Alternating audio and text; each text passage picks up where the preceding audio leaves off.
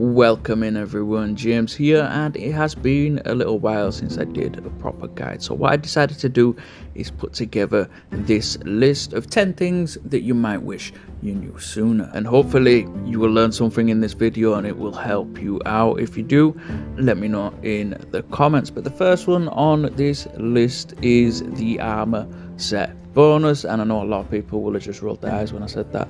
So if you did, just skip to the next one. But the Armour set bonus, the tutorial, it makes a massive deal out of it, and honestly it's just not that good. What it does is, let's use magical armor as an example. If you have 5 pieces and they are all magical, you will get 25% damage reduction from magical enemies. Now that sounds pretty decent, doesn't it? But that's just the magical enemies. There is still light enemies, heavy enemies and ranged enemies, and they will still hit you with their full force.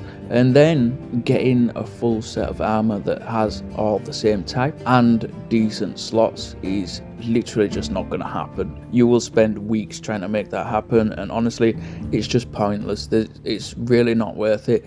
So what I recommend you do is, in the early game when you first start off, it will give you grey armor, then it will give you green armor, and just try and get your hands on some blue armor or even purple armor that has defense slots on, because the increase in defense you will get just from one single defense slot is probably better than that whole 25% you would get from a full set.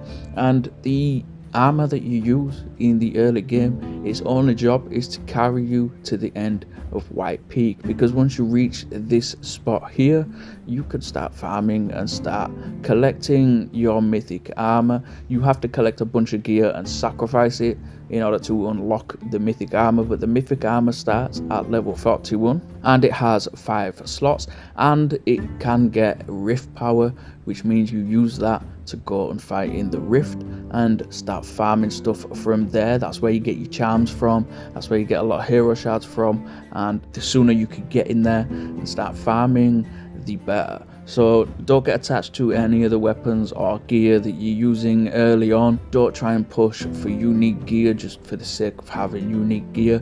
Just look for stuff that has defense slots, put defense charms in them, and then push your way through to the end of White Peak. Number 2 on this list is the Valiant Gauntlet, because it's time gated. It's the only gauntlet that you cannot speed up. The Lawful Gauntlet, you can speed it up by buying gems, although it is genuinely terrible, so I wouldn't recommend you start buying gems for the purpose of unlocking the Lawful Gauntlet. The Maverick Gauntlet, you can speed up by purposely punching everything. The Logician's Gauntlet, you have to do 1000 floors in the Onslaught dungeon, which is kind of time gated, but it's nowhere near as bad as the Valiant Gauntlet. The Valiant Gauntlet, you have to do 5000 favours in the shrine, so that means you have to put your heroes into the shrine 5000 times, and it takes ages. So as early as you can, as soon as you start unlocking the shrines, you will get one in every area. Try and fill them up as often as you can. What I like to do is, on a night, I will just fill them all up with whatever heroes will go in. Now some of them will require you to have certain heroes at a certain number of stars, and then you'll have to have them at a certain level to put them in the later shrines. So just work on that on the side. That's not really a main objective, but work on that on the side so that you can start filling up these shrines, because the earlier you start, the earlier you will be able to get this gauntlet, and honestly it's just a pain. So it's worth it to try and get into doing that early and try and make that into a habit of yours. Now for number 3, what I want to talk about is backpack space. And initially it's pretty cheap to add more slots to your backpack, but it gets expensive quickly. So I've done the maths on it, and your backpack, it will start at 40 slots, and at 40 slots it will cost you 5 gems to upgrade, but the gem cost goes up every 2 times you upgrade it, all the way up to a cap of 100 gems. Once it costs you 100 gems, it won't cost you anymore, but every 2 times you upgrade it, the price will go up. So it will be 5 gems twice, and then it will be 10 gems twice, and then 20, and then 30, and so on, all the way up to 100. Now to get to the point where it costs 100, you will have 120 slots and it will have cost you 910 gems. Now you get 40 gems in the daily tasks, which will help, especially if you are free to play. Now normally any veteran will tell you the absolute best thing to spend your gems on is stamina, and that is true, because by buying stamina you are able to farm more, you are able to hit more roaming monsters, and you're able to progress through the story quicker, and it's just going to add a bunch of progress onto your account. There's absolutely nothing wrong with using your gems for stamina, but what I'm suggesting is to still use them for stamina, but try and save some on the side and use them for your backpack, because every single day you will get 40 gems from doing daily tasks. So potentially every 3 days you can upgrade your backpack, even when it does cost 100 gems. Now in total, the cost to upgrade your backpack from 120 slots all the way up to 400 slots, which is the maximum size you can have, will cost 7,000 gems, which is a lot. But just by using gems when you have a few extra ones, by using them to add 4 slots here and add 4 slots there, then it's going to make your life a lot easier, because when you start working on the mythic gear, you need a bunch of gear to be sacrificing, and if your backpack is full and you open a chest or you get a piece of gear, it will go into your inbox and then it will have a 30-day timer on, and if you do not claim it, then it will disappear, gone forever, and you won't be able to claim whatever it is that you had. And that works with capes as well. So there'll be, if you finish an event and you get the cape, if your backpack is full, it will go into the inbox and then you could potentially lose it from there. So even though it is quite costly, just by upgrading it here and there and slowly working on it, it is worth it to have an upgraded backpack. Number 4 on this list is tomes. Look after your tomes, because it is incredibly difficult to farm a lot of tomes fast. They take a while to build up, and one scenario that I have seen lately, a lot more than others, by people that I've been talking to and people have asked me for help, is that they have followed my guide. So they've started leveling up Grim and keeping Grim up to level, and in doing so moving into the alchemist build, moving into using alchemists for progression. He is dark type, so he takes dark tomes, but then, and I've seen a lot of people do this, and then they've unlocked Dockio, and they've seen a lot of people talking about using Dockio, and problem here is that Grim is the main hero for alchemist, Dockio is the main hero for mage, Logan is the main hero for warrior, and Caliban is one of the main heroes for hunter, and every single one of them take dark tomes. So there's a lot of overlap, and what I have seen people doing is they've started leveling up Grim and spent a bunch of dark tomes on him, and then they've unlocked Dockio, or even Logan as well. Logan, I ain't seen Logan as often as I used to. Now it's more Dockio, but they've unlocked Dockio, they've started leveling up Dockio, and Dockio is fantastic because at max stars they get weaken and stun just like Ayako does. But what's happened is they've got Dockio up to like level 30 or something, Grim is level 55, and neither of them are up to night level, so both of them are useless. And the player at this point has completely run out of dark tomes, and it's incredibly difficult to farm a lot of tomes quickly. The best thing to do, the best course of action is early on. If you pick a class, pick a hero class, then you will already have a lot of guidance, a lot of direction in which way to take your heroes. Now I have done the full hero tier list video, and in that video I outline every single class and which heroes I recommend to level up first. The ones at the top of the list are always the weakened heroes for that class, because they add a ton of survivability into your build and make it easier for you to push further, faster.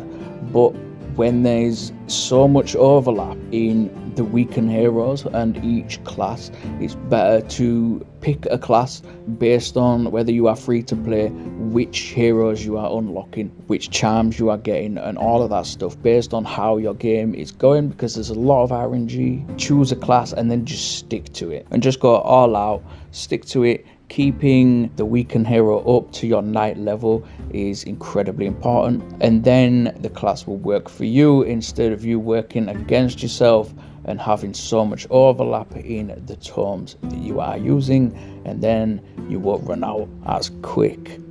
Now for number 5, I'm going to throw a couple in here. These are ones that everybody forgets. It tells you this stuff in the tutorial, but everybody forgets, and if you don't know this stuff, it becomes a bit of a pain. So the first one is you can hold the screen to speed the enemies up, and it honestly feels like they are in slow motion if you don't do that. It feels like that to me now, but I've been playing this game for so long that it's just second nature for me to hold the screen all the time. Now as soon as you get out of the tutorial, you can open the settings as well, and in the settings there is the camera shake. Now you've seen it looking like an earthquake every time you punch somebody, and you can turn that off. A lot of people, they've gotten used to it and they kind of like it, but I just have mine turned off. But it's an option, so if you have it turned on, if you've never seen it while it's turned off, give it a go and see if you prefer it, because I prefer it with it turned off. And when you play in the arena as well, you will notice some of your minions will have a green thumbs up on them. If your minion has a green thumbs up on them, that means that when you use them, you will get more points. So for each minion that has the thumbs up, that means it is boosted for that week, and you will get an extra 50% points per minion you take that is boosted. So if you've ever wondered how so many people are getting so many points, that is why. They are using the boosted minions and they are claiming 2 times points every time they win a fight. And finally, just a quick reminder that you can punch when your rage is full. You just swipe up, and if that was news to you, you can swipe your thumb left and right as well. If you are stood still, you can swipe left and right to look at the next enemies and change your point of view. If you are in a combo, you can swipe left or right to keep your chain going and attack the next enemy. Unfortunately, you cannot punch sideways, but you can swipe up to punch and keep punching even when your rage is full. Number 6 is, have you ever seen this screen? Have you ever seen the white screen of death? That's what I'm calling it, because I've seen so many people complain about this, and it's just a visual bug. It hasn't crashed. You haven't lost connection. It's just a visual bug. What I want you to do is go into the game and pause it, and just leave it paused for a minute. Have a good look at the pause screen and remember where the continue button is on your phone, because if you ever see that white screen, it's because you've skipped out of the app and gone into a different app. So somebody texted you or something like that, and then you've gone back into the game and it's white. All you have to do is press where the continue button would be, because the game is paused. You just can't see the pause menu because it's a visual bug, and that's all there is to it really. You just unpause it and then you can continue. And a lot of people, they end up quitting out, and then they will lose the rift map or the stamina or whatever they use to get into the fight they were in. And you can save yourself a lot of hassle if you understand what that is when it happens on your phone. Number 7 on this list is a little bit of a if you know you know type of thing, because it is extremely difficult to explain. But what you can do is, if there is an enemy on the back row on the left hand side and their power is charged, if you finish the last enemy on the front row with your last action and make that enemy walk up to you, they will not use their power. So if the enemy walks up to you in the same turn, it will not use its power. If there's another enemy on the back row on the right hand side, that one will use their power.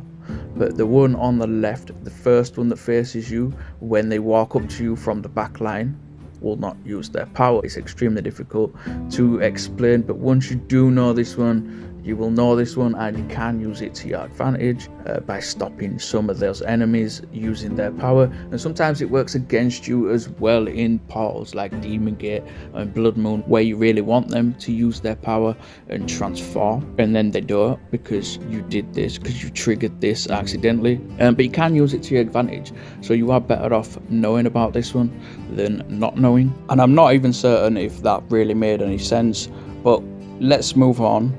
Number 8 on this list is ignore everything that the gauntlets do. I've done a full extensive guide on all of the gauntlets, and the Holy Gauntlet is still the worst one for people mistakenly leveling up the wrong gauntlet, because they will level up the Holy Gauntlet because they use Ayako, or because they like lance, or because they use a sword. Now the Chaotic Gauntlet is better than the Holy Gauntlet in almost every aspect, but the Holy Hero Rage boost needs to be talked about, because if you read it, it says it will boost Holy Heroes damage on Rage, and it has been tested. It only boosts Holy Heroes who do damage, which is like 2 of them. It doesn't boost Lance's Rage, it doesn't boost Ayako's Rage. The sword boost is there, yes, it's genuine, but honestly it is nowhere near as good as the Chaotic Gauntlet. I've got into depth in a full guide on the gauntlets, but basically the only thing you need to pay attention to is how they gain rage and which hero class they speed up.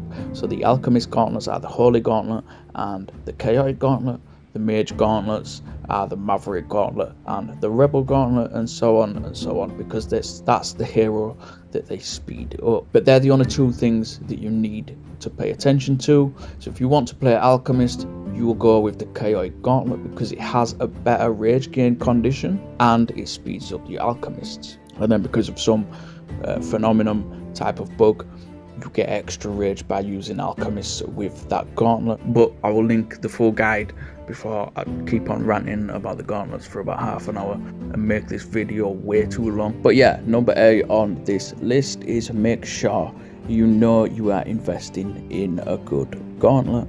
And into number 9, I've said this in multiple videos, but I'm giving it its own section in this one. Number 9 is do not forge unique charms, and I cannot stress this one enough, because unique charms, when you forge them, the return of investment is backwards. You don't get anything really. If you look at any of the unique charms in the game, 2 blue charms of the same type will be stronger than 1 unique charm.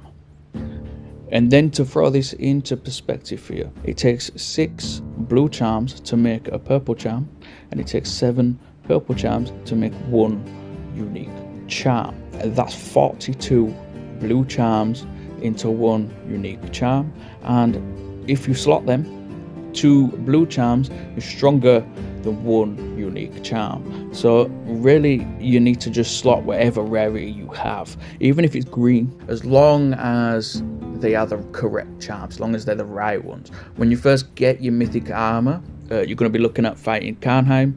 So there's 6 hero charm slots, there's 3 status slots, 3 resist slots, and the rest are defense. So in the resist slots, put stun resist, because in Karnheim the bears can stun you. In the status slots, put weaken chance, because you will be trying to weaken them in order to negate damage. And then put armor charms in the defense slots. In the hero slots, put whatever your class is. The most accessible and easiest to get into one is Alchemist, because Grim is free. You get him in the tutorial and you can farm him in White Peak absolutely free. It's not tied to any event or anything like that. You can get him just by playing the game. So in the hero slots, if you went that way, put Alchemist charms in the hero slots, just put whatever rarity you have. So if you have 5 green ones and 1 blue one, don't forge the green ones into a blue one, just slot them in your armor, because you're going to get a huge boost from the 5 green ones. That's 10% each, versus forging them all into a blue one and getting 15%. If you just slot your 5 green ones, that's 50%.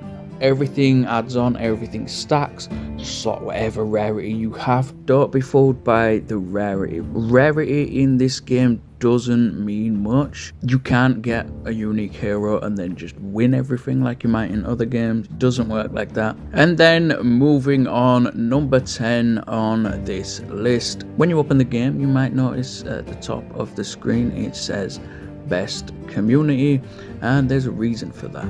So if you are struggling with any of the things that I've just mentioned, which charms to use, which charms to forge, which charms to save, what to do with your mythic armor, how to unlock your mythic armor, all of the stuff that I've just been talking about, if there's any questions that you have, get yourself on the Knighthood Discord. You will find a link in the description of this video, and go there and ask that community questions.